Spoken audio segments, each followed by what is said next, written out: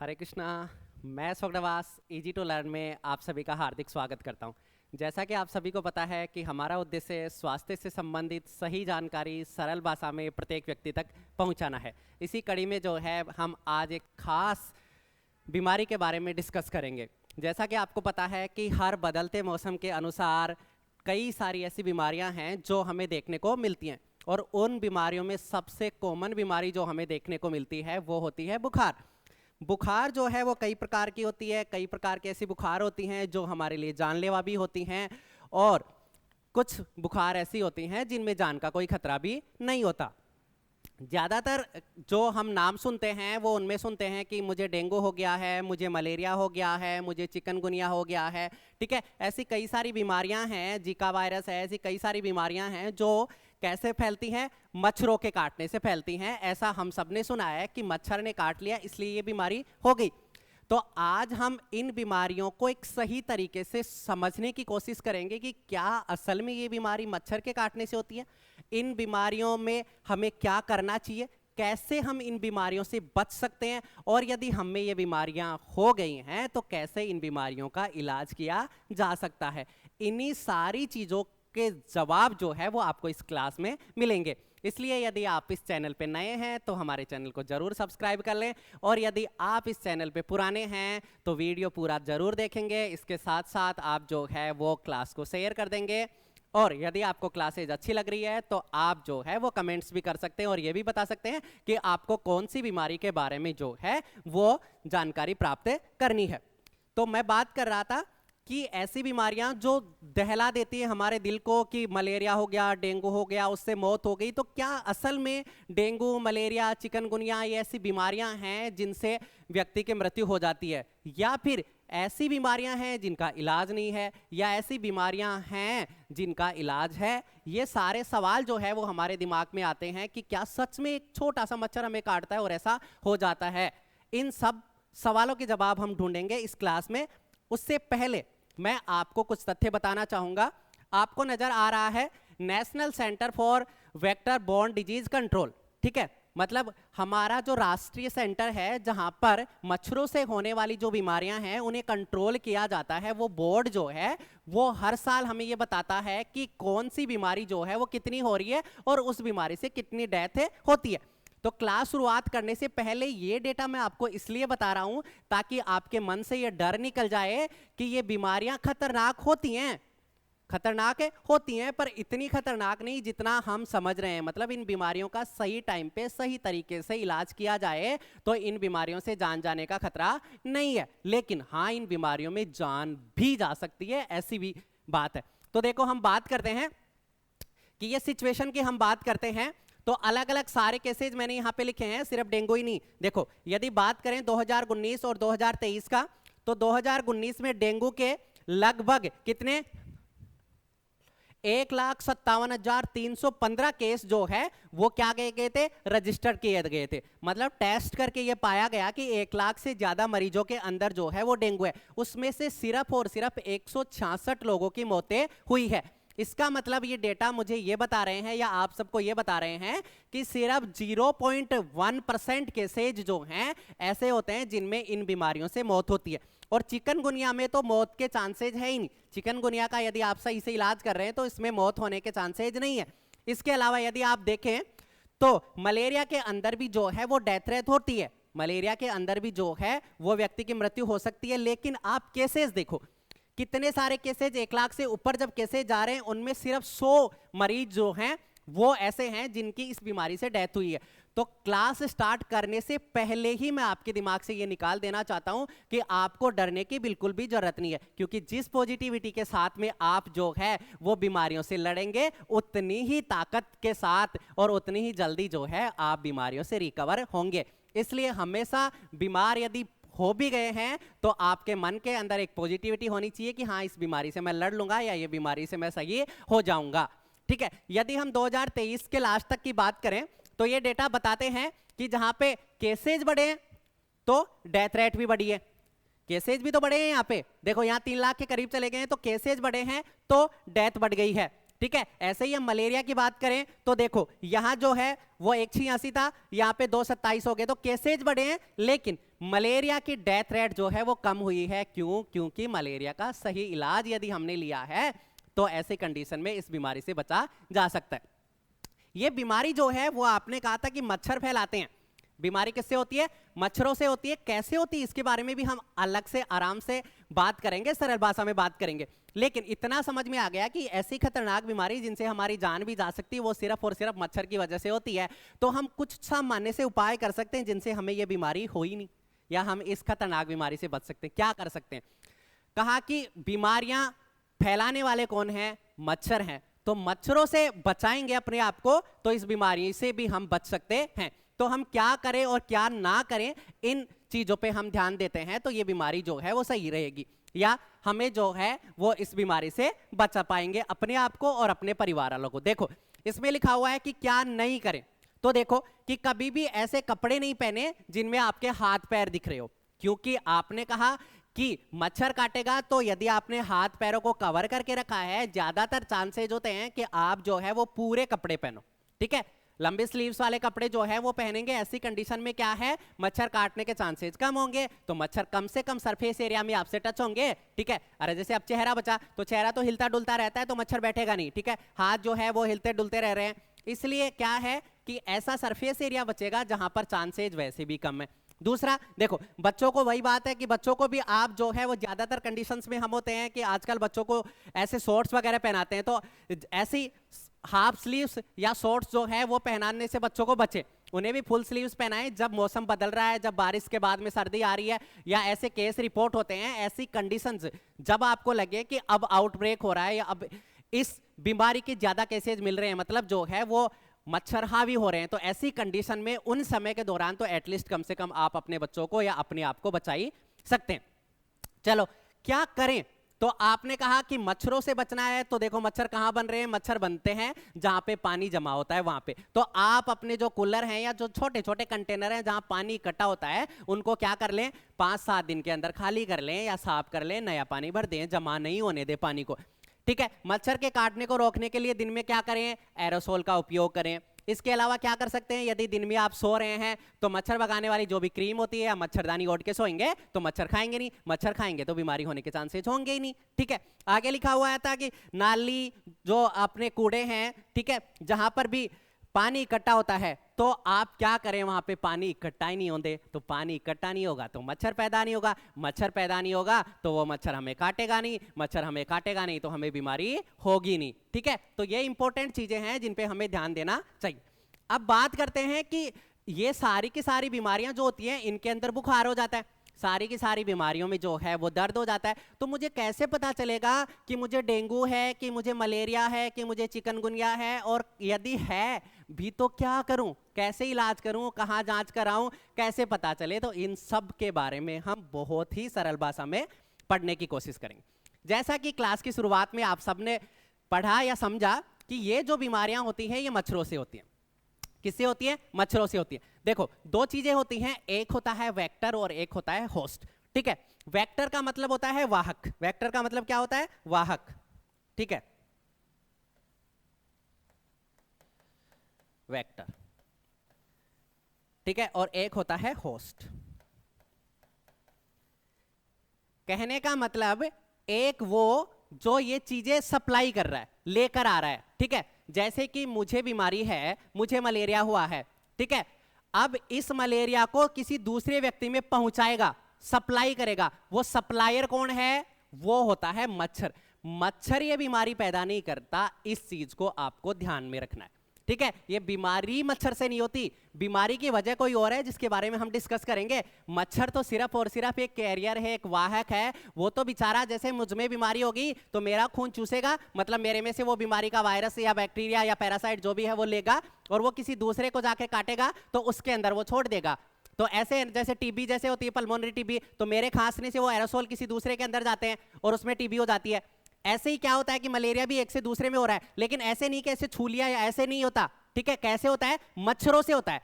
कैसे होता है? मच्छरों से। मतलब मुझे यदि मलेरिया हुआ है तो उस मच्छर ने मुझे काटा और फिर किसी दूसरे को काट रहा है, मुझे डेंगू हुआ तो उस मच्छर ने मुझे काटा, अब किसी दूसरे को काट रहा है, ऐसे करके तो एक से दूसरे व्यक्ति में फैलती हैं ये बीमारियां भी। लेकिन फैलाने वाला कौन है? वेक्टर कौन है? मच्छर है। कौन है? मच्छर है। लेकिन मच्छर से बीमारी नहीं होती, तो फिर बीमारी का असली विलन कौन है?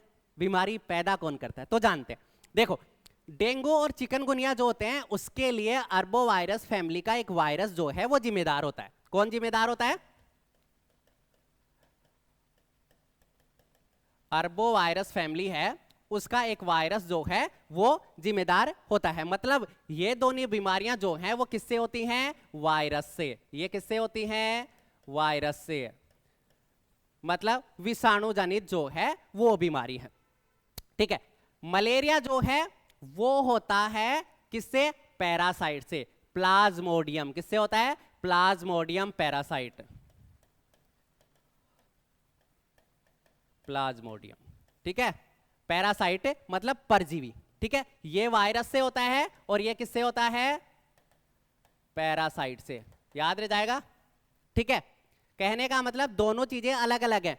जो आपका वायरस है, ठीक है, अर्बोवायरस फैमिली का, उसकी वजह से डेंगू और चिकनगुनिया होता है, और एक पैरासाइट मतलब परजीवी है जिसकी वजह से होता है मलेरिया। ठीक है। नाम है उसका प्लाज्मोडियम। क्या है? प्लाज्मोडियम। कई सारी स्पीसीज पाई जाती है प्लाज्मोडियम। वाइवैक्स होता है, ओवेल होता है, फैल्सीफेरम होता है, जो सबसे ज्यादा खतरनाक होता है, दिमाग की बुखार जिसे आप बोल देते हैं, दिमाग के अंदर भी चढ़ जाता है। ठीक है।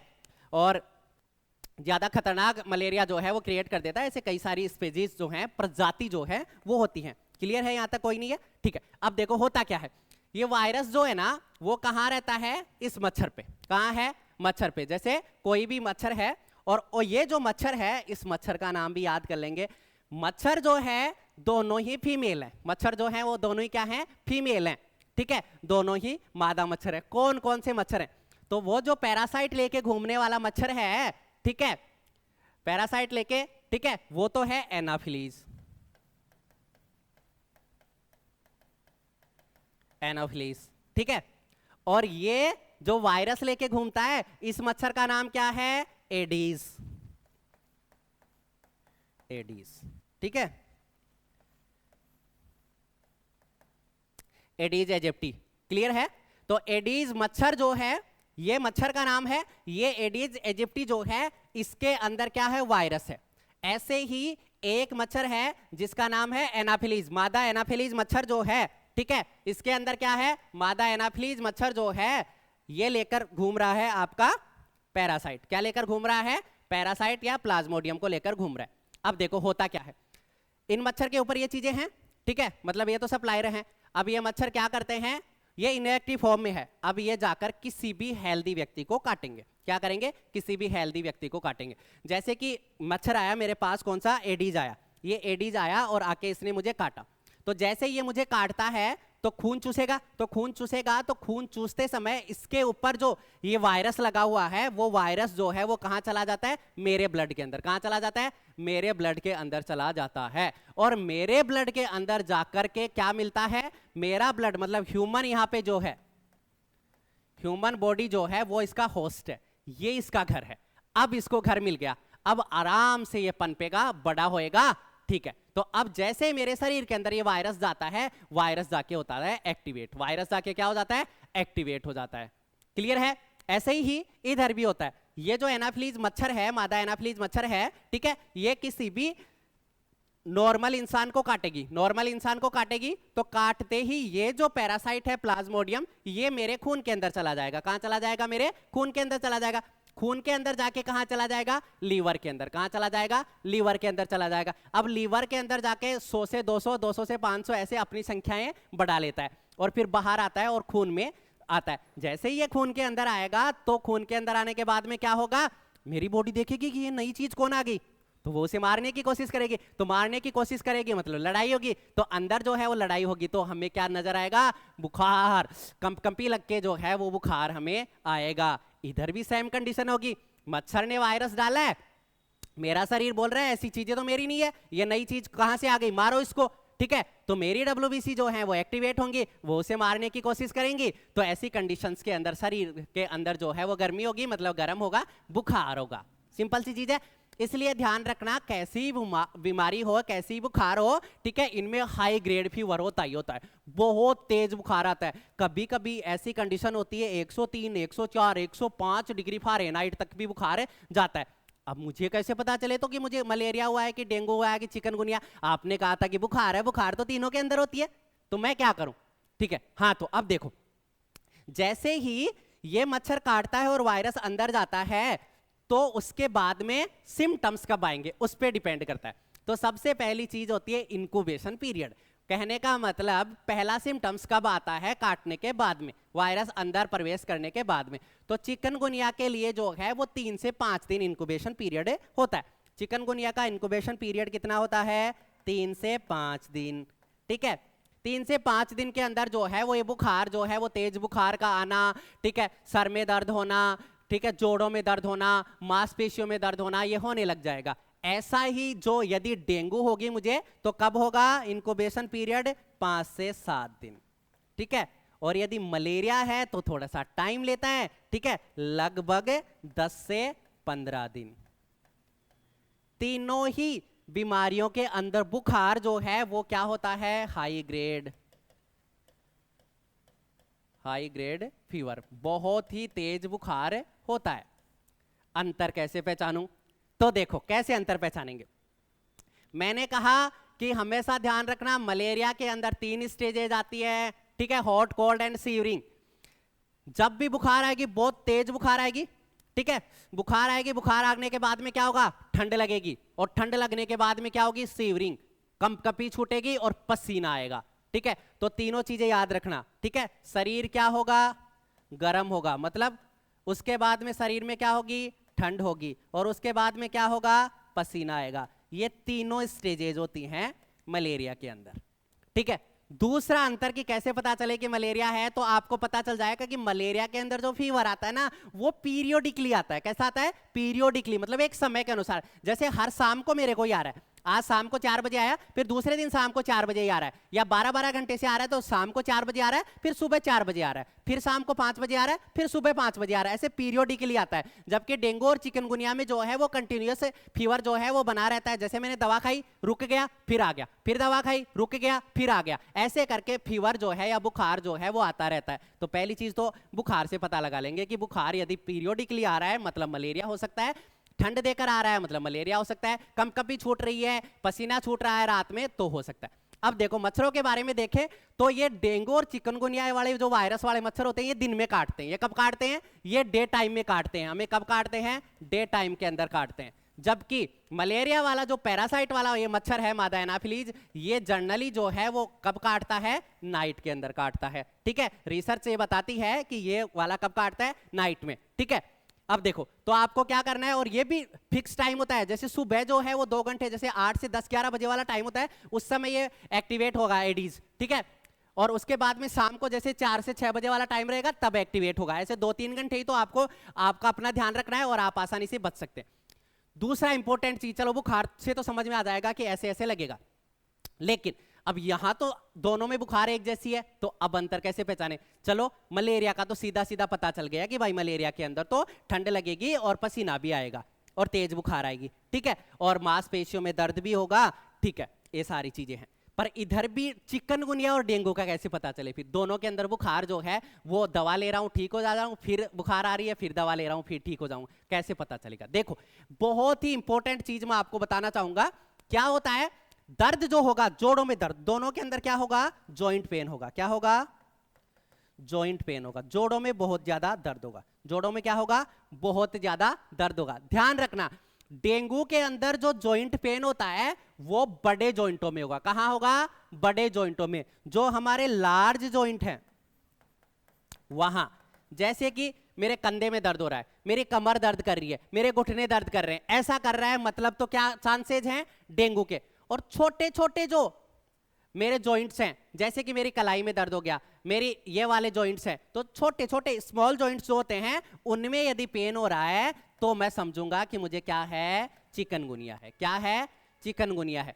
और चिकनगुनिया के अंदर जो है ये नाम से ही पता चल रहा है चिकनगुनिया मतलब क्या होता है, मसल्स के अंदर भी खिंचाव आता है और इंसान जो है उसके अंदर क्या होता है, बहुत सीवियर पेन होता है। क्या होता है, बहुत सीवियर पेन होता है। और कुछ कुछ कंडीशन तो ऐसी होती हैं जिसमें चिकनगुनिया जो है वो किसका हिस्सा बन जाता है या किसमें तब्दील हो जाता है, रूमेटाइड आर्थराइटिस के अंदर। ठीक है, आर्थराइटिस जो होता है ना उसके अंदर मतलब आपके हर जॉइंट के अंदर दर्द जो है वो रहता ही है। जैसे चिकनगुनिया हो गया, चिकनगुनिया से मरते भी नहीं है, इस चीज का भी ध्यान रखना है ना, ठीक है, इसलिए घबराने की जरूरत नहीं। जैसे आप में चिकनगुनिया हुआ, आपने डायग्नोसिस करवा लिया कि मेरे छोटे छोटे जॉइंटों में दर्द हो रहा है, बुखार आ रही है, आपने जांच करवाई, पता चल गया कि चिकनगुनिया है, सिम्टोमेटिक ट्रीटमेंट लिया, ठीक हो गए। लेकिन कई सालों तक, कई महीनों तक वो जोड़ों में दर्द रह सकता है, ध्यान रखना। लेकिन डेंगू के अंदर आपके जो जॉइंटों में दर्द हुआ है वो जैसे डेंगू सही होगा उसके बाद में वो दर्द भी खत्म हो जाएगा। तो ये भी एक अंतर है जिससे हम पता लगा सकते हैं कि डेंगू है या चिकनगुनिया हुआ है।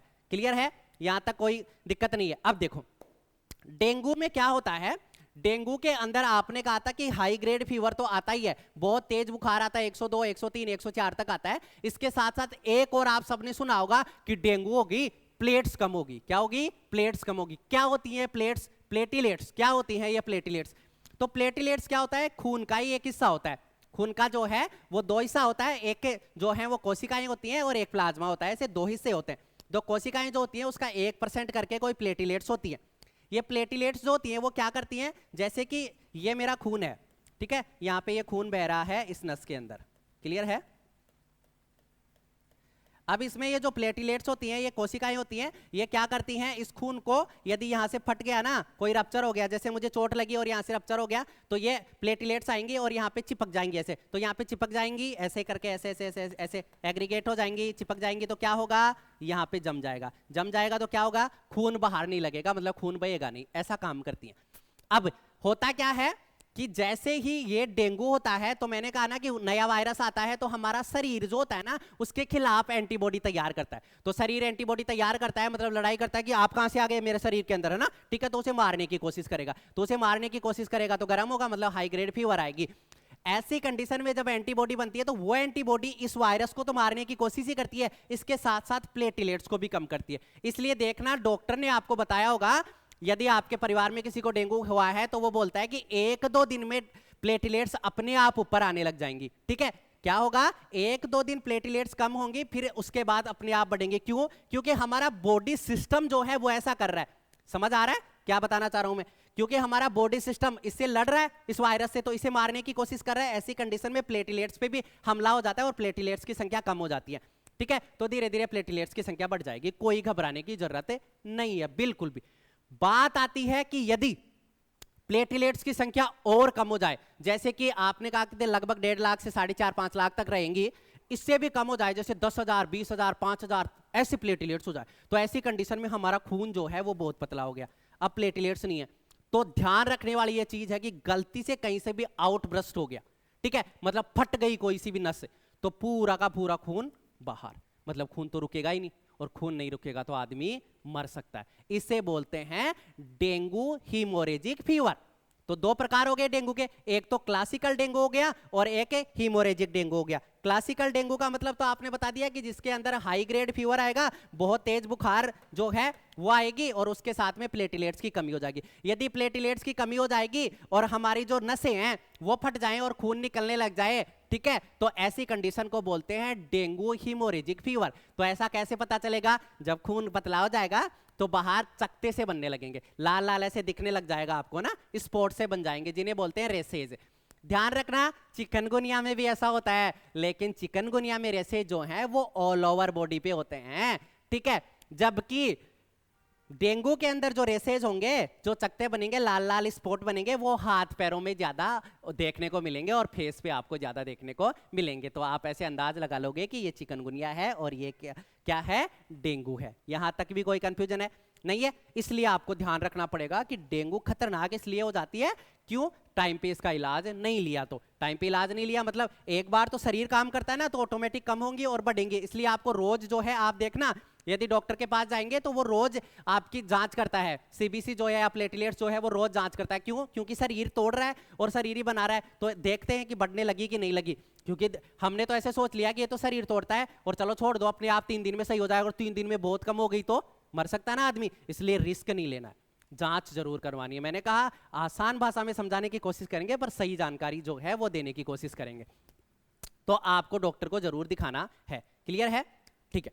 अब देखो SI क्या होता है? मलेरिया में भी होता है। SI क्या होता है? मलेरिया में। मलेरिया में ये जो मच्छर जो है वो काटता है और मेरे लीवर के अंदर जाकर जो है वो अपनी वृद्धि करता है, फिर क्या करता है, वहां से निकलता है और खून में मिल जाता है, RBC को तोड़ता है। किसको तोड़ता है? RBC को तोड़ता है। ठीक है। अब ये RBC को तोड़ने की कोशिश करता है तो RBC कम हो जाती है। क्या हो जाती है? RBC कम हो जाती है। अब RBC कम हो जाती है तो ऐसी कंडीशंस के अंदर जो है वो इंसान क्या रहेगा? आलस भरा रहेगा। इंसान की ताकत जो है, क्योंकि ऑक्सीजन को लाने ले जाने का काम कौन करता है?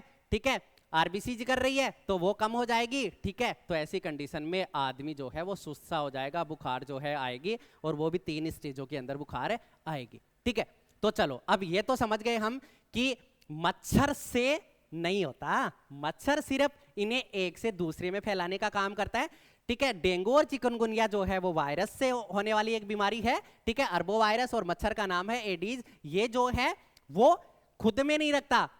ठीक है, ये कब करता है? इसके पास रहता है ये, पर ये किसी नॉर्मल व्यक्ति को जब काटेगा तब उस नॉर्मल व्यक्ति के ब्लड के अंदर ये वायरस जाएगा और वहां पे मल्टीप्लाई करेगा।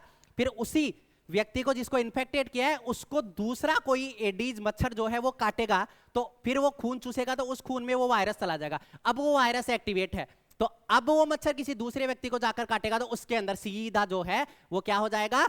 डेंगू या चिकनगुनिया हो जाएगा। इसलिए ये बोलते हैं कि मच्छर से होती है, इसलिए बोलते हैं कि मच्छर से होती है। अरे जैसे मुझ में हो गई और अब मैं, मेरे आसपास मच्छर ही नहीं हो तो किसी दूसरे में तो नहीं होगी ना, इसलिए दूसरे में बीमारी नहीं हो, इसलिए हमें मच्छरों से बचना है, इसलिए हमें मच्छरों से बचना है। अरे क्योंकि ये वायरस तो हमें नहीं दिखता पर मच्छर तो दिखता है ना, इसलिए मच्छरों से बचने की कोशिश करना है इसलिए बताया। तो पहला हो गया कि मच्छर सिर्फ और सिर्फ एक वाहक का काम करते हैं, एक दूसरे में फैलाने का काम करते हैं, जबकि बीमारी जो है वो वायरस और पैरासाइट की वजह से होती है। बहुत तेज बुखार आता है, ठीक है, दाने दाने हो जाते हैं, हाथ पैरों में दर्द होने लगता है, जोड़ों में दर्द होने लगता है, और दर्द का अंतर समझ लिया, बुखार का अंतर समझ लिया। इसके अंदर तेज बुखार आएगी, दवाई लेंगे ठीक हो जाएगी। इसके अंदर सर्दी और कंपकंपी देकर जो है वो पसीने देकर के बुखार आएगी। इसके अंदर बड़े जोड़ों में दर्द होगा डेंगू में, इसमें छोटे जोड़ों में दर्द होगा। ठीक है, इसमें एक और इंपॉर्टेंट चीज, रिट्रो जो आपकी पेराई ऑर्बिटल जो स्पेस है वहां पे दर्द होगा, मतलब जो आंखें होती है ना इसके पीछे की तरफ, इसके पीछे की तरफ जो है वो आंखें के अंदर की तरफ जो है ऐसे लगेगा कि आंखों के पीछे की तरफ जो है वो दर्द हो रहा है डेंगू के अंदर। ये वाला भी एक इंपॉर्टेंट क्लासिकल साइन जो है वो डेंगू का रहेगा, वहां पे जो है वो आपको दर्द होता है, बहुत तेज जो है वो दर्द होता है। क्लियर है? अब देखो, तो ऐसा होता है तो हम इससे बचे कैसे? समझ तो आ गया ना कि ये बीमारी एक जैसी नहीं है, सारी अलग अलग है, और सारे ऐसे हर मच्छर से नहीं होती, अलग अलग मच्छरों से होती है और अलग अलग वजह है। क्लियर है? अब बात करते हैं कि चलो ये तो समझ गए कि इनको फैलाने वाला है मच्छर, तो यदि मच्छर से ही बच लेंगे तो बीमारी होगी नहीं, मच्छर से बच लेंगे तो क्या नहीं होगी? बीमारी नहीं होगी।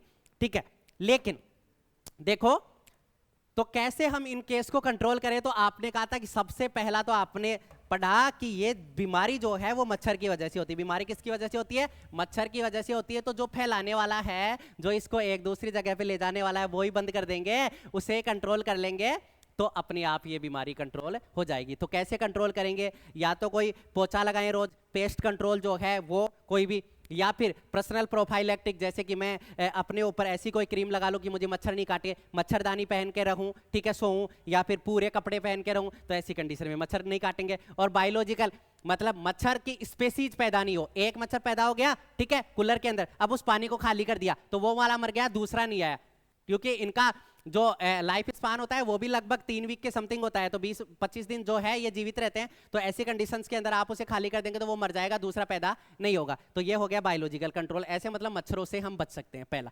मच्छरों से पूरी बचने की कोशिश कर रहा था, कोई नहीं चाहता कि मुझे बीमारी हो, सब कोई चाहते हैं कि मैं स्वस्थ रहूं, इसलिए हर कोई बचना चाहता है। चलो सब चाहते हैं कि मच्छरों को भगा दिया या मच्छरों पे काबू पा लिया, तो फिर भी यदि हो गया तो क्या करें? Early case detection. जैसे मैंने कहा ना कि सबसे पहले जल्दी से जल्दी जांच करा लो। क्या करा लो? जल्दी से जल्दी जांच करा लो। तो जांचें क्या होती हैं? जांचें होती हैं, आजकल तो बहुत आसान हो गया, किट टेस्ट होता है, खून निकाला, खून को किट में डाला और वो तुरंत बता देगा कि मलेरिया है, कि डेंगू है, कि चिकनगुनिया है। सरकारी अस्पताल में जाएंगे सब फ्री होता है, ठीक है, सरकारी अस्पताल में जाएंगे सब फ्री होता है।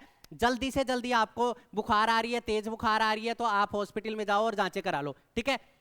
केंद्र सरकार, राज्य सरकार जो है वो फ्री में इलाज करती है, इसलिए कोई घबराने की जरूरत नहीं है। जल्दी से अर्ली केस डिटेक्शन, पहले ये पता करो कि डेंगू है, चिकनगुनिया है, मलेरिया है, उसके बाद करेंगे ना इलाज, तो जितनी जल्दी पता चल जाएगा उतना ही अच्छा जो है वो उतना ही जल्दी इलाज हो जाएगा। इसलिए ऐसे नहीं कि बुखार हो गई, घर पे बैठे बुखार हो रही है, जोड़ों में दर्द हो रहा है, ताकत नहीं है शरीर में, चला नहीं जा रहा है, ठीक है, खाना अच्छा नहीं लग रहा, उल्टी जैसा हो रहा है, उपाग हो रही है, उल्टी हो ही रही है, ऐसी कंडीशन में पेट में दर्द हो रहा है, ऐसा हो रहा है, तो आप तुरंत दिखाओ और जांच करा लो, ठीक है। अब जांच कराएंगे तो बात आती है ट्रीटमेंट की। तो ट्रीटमेंट कैसा देंगे? तो देखो, चिकनगुनिया और डेंगू के लिए कोई स्पेसिफिक ट्रीटमेंट नहीं है, इस बात का ध्यान रखना, ठीक है। फिर भी डॉक्टर जो है वो आपको दवाई बताएगा, ठीक है। तो अब क्या करना है? अब सबसे इंपॉर्टेंट चीज है कि वो वायरस जो शरीर के अंदर आ गया है उस वायरस को मारना है। तो कुछ जो है वो वायरस के खिलाफ काम करने वाली दवाई या बैक्टीरिया के खिलाफ काम करने वाली दवाई दी जाती है, जो कि आपको डॉक्टर बताएगा कि कौन सी दवाई लेनी है। अपने स्पेसिफिक आप डॉक्टर के पास जाओ, वही आपको बताएगा और वही दवाई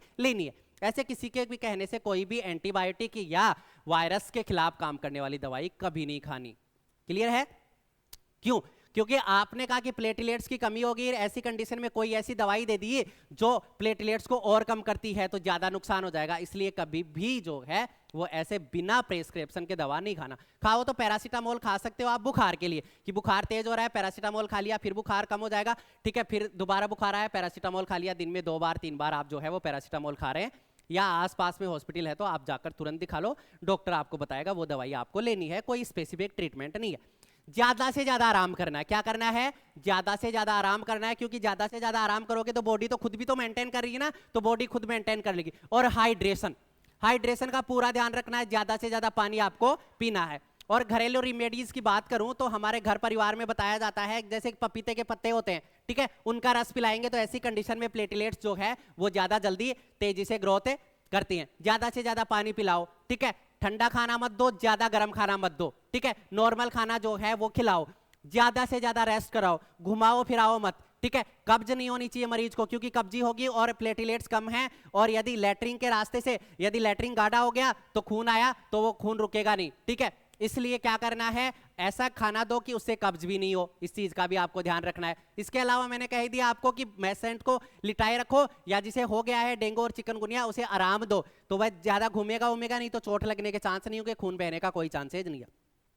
फिर भी यदि प्लेटलेट्स की बहुत ज्यादा कमी हो गई तो तुरंत अस्पताल के अंदर भर्ती करा दो मरीज को, खून चढ़ा सकते हो, प्लेटलेट्स चढ़वा सकते हो, और डॉक्टर जो बताए वो दवाई ले सकते हो। यदि मलेरिया डायग्नोसिस हुआ है, पता चला कि मलेरिया हुआ है, तो मलेरिया के लिए तो बिल्कुल घबराने की जरूरत नहीं। अभी हमने देखा था कि मलेरिया के तो कई 3 लाख केसेज में भी सिर्फ और सिर्फ 150 लोग जो है वो उनकी मृत्यु होती है। वो भी क्यों? क्योंकि वो जो फाल्सीफेरम मलेरिया होता है उसकी वजह से वो ब्रेन में चढ़ जाता है, उस वजह से मृत्यु होती है। वरना मलेरिया की तो दवाई है, इसलिए मलेरिया का तो सही टाइम पे सही इलाज लेने से मलेरिया जैसी खतरनाक बीमारियों से हम बच सकते हैं। उसके लिए जो है वो हाइड्रोक्विनोन जैसी दवाइयां जो हैं वो चलती हैं, जैसा कि आपने कोरोना में भी देखा था। ये दवाइयां जो है वो मैंने पहले बताया कि डॉक्टर के प्रिस्क्रिप्शन से ही आपको लेनी है, पर बस इतना है कि मलेरिया का स्पेसिफिक ट्रीटमेंट है, पूरा प्रोटोकॉल है, उसके हिसाब से आप लेंगे तो ये बीमारी जो है वो आसानी से सही हो सकती है। आशा करता हूँ क्लास समझ में आई होगी। यदि क्लास समझ में आ रही है, पसंद आ रही है आपको हेल्थ से संबंधित जानकारियाँ, तो ये चैनल जो है वो लोगों तक पहुँचाए, आप जो है वो चैनल को सब्सक्राइब करें। अपना कोई भी ऐसा बेहतरीन टॉपिक जिसके बारे में आपको जानना है सरल भाषा में, वो आप कमेंट सेक्शन में लिख सकते हैं। क्लास को ज़्यादा से ज़्यादा लोगों तक शेयर करेंगे। धन्यवाद।